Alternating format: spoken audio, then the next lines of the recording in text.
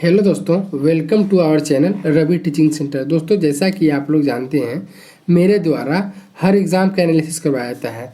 तो सीटेट का जो 28 और 29 को पेपर हुआ है उसका भी एनालिसिस करवाया गया है। तो देखिए, सीटेट 28-29 को दोनों पेपर 1 और पेपर 2 में पक्षी से रिलेटेड क्वेश्चन खूब पूछा जा रहा है। एनिमल से रिलेटेड, पक्षी से रिलेटेड क्वेश्चन, ये सब खूब पूछा जा रहा है। ठीक है, लगभग डेली यहाँ से 5 क्वेश्चन देखने को मिलते हैं। तो आइए हम लोग वर्ड से, पक्षी से रिलेटेड जितने भी इंपॉर्टेंट क्वेश्चन बन सकते हैं उनको देखने वाले हैं। चूँकि देखिए, आपका एग्ज़ाम सीटेट का 28 और 29 को हुआ, लगभग आपको चारों शिफ्ट में मतलब पक्षी से रिलेटेड क्वेश्चन खूब पूछा गया है। तो आइए हम लोग पक्षी से रिलेटेड क्वेश्चन देखने का प्रयास करेंगे। यदि आपसे रिक्वेस्ट है, आप चैनल पर नए हैं तो प्लीज़ चैनल को सब्सक्राइब करके रख लीजिएगा। मेरे द्वारा हर एग्ज़ाम का एनालिसिस करवाया जाता है। तो आइए वीडियो स्टार्ट करते हैं। आपसे रिक्वेस्ट है, लास्ट तक बने रहिएगा, आपका पक्षी वाला टॉपिक, वर्ड वाला पूरा क्लियर हो जाएगा। बात करते हैं पहले क्वेश्चन की। पूरा डिटेल में क्वेश्चन बताएंगे, पहले उसका आंसर, फिर इंपॉर्टेंट पॉइंट देखेंगे।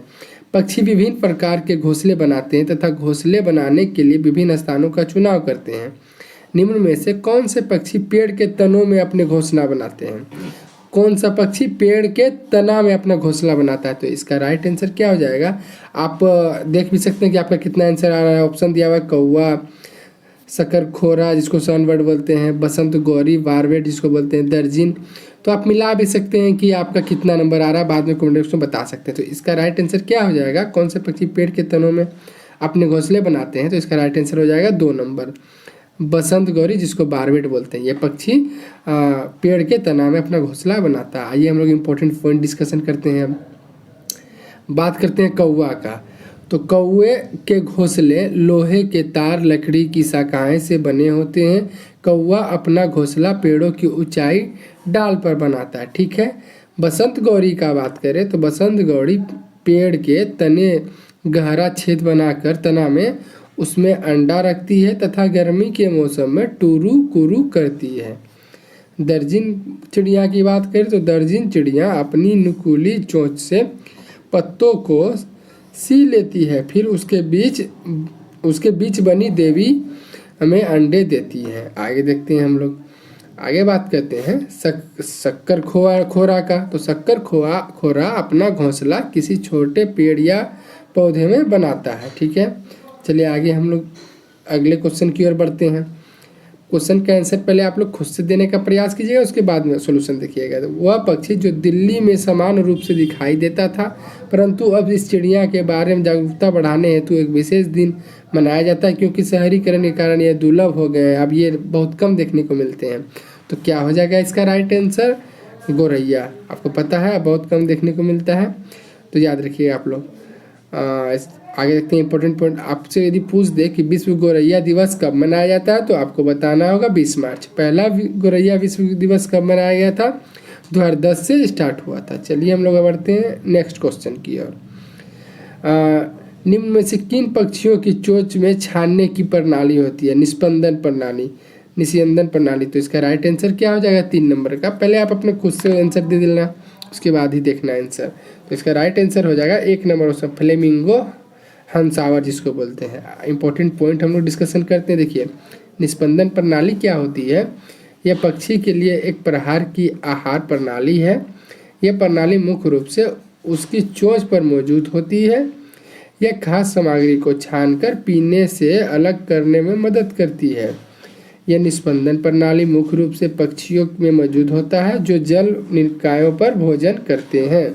अगला पॉइंट, छानने के उद्देश्य से पक्षी की चोंच मुख्य रूप से सपाट और चौड़ी होती है। हंसावर का बात करें, हंसावर के पास सपाट और चौड़ी चोंच होती है। वे जल निकायों पर भोजन करते हैं। रेबिन यूरोपीय छोटी चिड़िया की बात करें तो इसकी चोंच मुख्यतः पतली और सीधी होती है। यह कीड़ों को खाते हैं। आगे बात करते हैं इंपॉर्टेंट पॉइंट, इसलिए इन्हें निस्यंदन प्रणाली की आवश्यकता नहीं होती है। ठीक है। मेकाओ लंबी पूंछ का तोता की बात करें तो देखिए, इस प्रकार की प्रजातियों में छोटी और घुमावदार चोंच होती है। यह अपने भोजन के प्रयोजनों के लिए फलों को तोड़ने में मदद करता है, इसलिए इनमें भी निस्पंदन प्रणाली की आवश्यकता नहीं होती है। गौरैया की बात करूं मैं तो देखिए, इस प्रजाति की छोटी शंकु के आकार की चोंच होती है। यह मुख्य रूप से बीज खाते हैं। आगे देखते हैं हम लोग नेक्स्ट क्वेश्चन की ओर बढ़ते हैं। अगला क्वेश्चन क्या है हमारा, निम्नलिखित में से कौन सा सबसे छोटा प्रवासी पक्षी है जो उत्तर ध्रुवीय क्षेत्र से भारत आता है? तो इसका राइट आंसर क्या हो जाएगा, छोटी जलरंक, जिसको स्टिंट कहते हैं। आपने इसका क्या आंसर लगाया था कमेंट बॉक्स में जो बताना। आगे इंपॉर्टेंट पॉइंट हम लोग डिस्कशन करते हैं। सबसे छोटा प्रवासी पक्षी आपसे पूछे तो छोटी जलंकर, जिसका वजन होता है 15 ग्राम लगभग। अंटार्कटिक क्षेत्र से भारत पहुंचने के लिए 8000 किलोमीटर से अधिक की यात्रा करते हैं ये। चलिए अगले क्वेश्चन की ओर हम लोग बढ़ते हैं। छठा क्वेश्चन क्या है, पक्षियों की उस प्रजाति का नाम क्या है जिसमें नर पक्षी अनेक सुंदर घोंसले बनाते हैं और मादा पक्षी उनमें से केवल एक घोंसला चुनते हैं और उसमें अंडे देते हैं? तो इसका राइट आंसर क्या हो जाएगा, इसका राइट आंसर हो जाएगा बया या वीवर, जिसे कहते हैं हम लोग। ठीक है, अगले क्वेश्चन की ओर बढ़ते हैं। उस पक्षी का नाम जिसकी आंखें मानवों की तरह समान सामने की तरफ होती है? 7 नंबर का आंसर क्या हो जाएगा, उल्लू। उस पक्षी का नाम क्या है, उल्लू है, जिनकी आंखें मानवों की तरह सामने की तरफ होती है। उल्लू से इम्पोर्टेंट पॉइंट की बात करूं मैं, उल्लू की सिर के सामने की तरफ आंखें होती है। ये क्वेश्चन 28 दिसंबर को फर्स्ट डे ही सीटेट का जो पेपर था पूछा गया था कि कौन सा पक्षी अपनी गर्दन को 270 डिग्री तक घुमा सकता है। इसका राइट आंसर उस दिन क्या हो जाना था, उल्लू। बहुत लोगों ने किया भी था। बाज, चील, गिद्ध का बात करूं तो इन पक्षियों के सिर के किनारों पर आंखें होती है, क्योंकि उल्लू का मानव की तरह सामने होता है। आगे हम लोग इम्पोर्टेंट क्वेश्चन की बात करें तो 3 पक्षियों का वह समूह जिसका प्रत्येक सदस्य वस्तुओं को हमारी तुलना में 4 गुना अधिक दूरी स्पष्ट देख सकता है। जो वस्तुएं हमें 2 मीटर की दूरी से दिखाई देती है उसे ही ये पक्षी 8 मीटर दूर से देख लेते हैं। कौन सा, मतलब हम लोग से इंसान मानव से 4 गुना ज़्यादा दूर तक देख सकती है। वो पक्षी का नाम क्या है आप बताइए पहले। इनका राइट आंसर हो जाएगा बाज, चील और गिद्ध। मानव से 4 गुना दूर तक और ज़्यादा देख सकता है, बाज, चील और गिद्ध। अगले प्रश्न की बात करूं मैं 9 नंबर, अपनी गर्दन को झटके से आगे पीछे कर लेने सकने वाला पक्षी कौन है? तो इसका राइट आंसर क्या हो जाएगा, मैना। अपने गर्दन को मतलब झटके से आगे पीछे कर लेता है।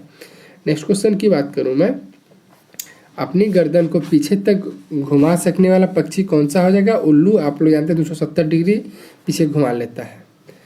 अगला क्वेश्चन की बात करें तो एक छोटे से पेड़ या झाड़ी की शाखा से लटकने वाला घोंसला बनाने वाला पक्षी कौन सा है? तो इसका राइट आंसर क्या हो जाएगा, सूर्य पक्षी, शक्कर खोरा। ठीक है, देखिए आप लोग जानते होंगे जो 2 दिन का पेपर हुआ 28-29 को सीटेट का, तो मैं उनका चारों शिफ्ट का एनालिसिस करवाया, पेपर 1 पेपर 2 का। तो पक्षी से बहुत ज़्यादा क्वेश्चन पूछा जा रहा है, इसलिए मैंने इंपॉर्टेंट पॉइंट आपको बता दिया। यदि आप लोग वीडियो लास्ट तक देखे होंगे तो आपको बहुत हेल्प मिलेगा आगे। बाकी मेरे द्वारा हर एग्ज़ाम का हर शिफ्ट का एनालिसिस करवाया जाता है, तो मेहनत पसंद आए तो वीडियो को लाइक, चैनल को सब्सक्राइब और ग्रुप वगैरह में शेयर जरूर करना। मिलेंगे नेक्स्ट वीडियो के साथ, तब तक के लिए जय हिंद, जय भारत, वंदे मातरम।